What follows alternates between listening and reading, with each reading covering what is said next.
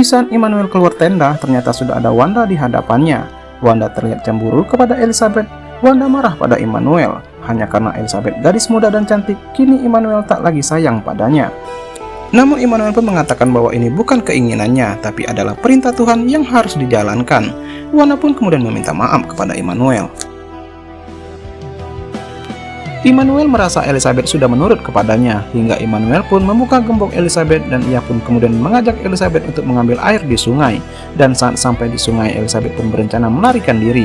Namun karena tubuhnya yang lemas, karena belum makan dari pagi, Elizabeth pun mengurungkan niatnya. Dan setelah sampai di tenda, Immanuel pun memutuskan untuk pergi ke kota untuk mencari stok makanan.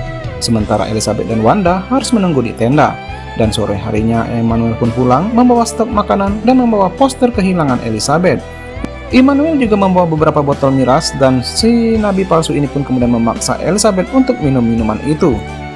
Karena diancam, Elizabeth pun kemudian terpaksa meminum minuman tersebut. Dan setelah minum, Elizabeth pun ingat kepada Olivia sepupunya. Tentu hal ini pun membuat Immanuel pun marah, karena saat ini Elizabeth bukan milik keluarganya lagi.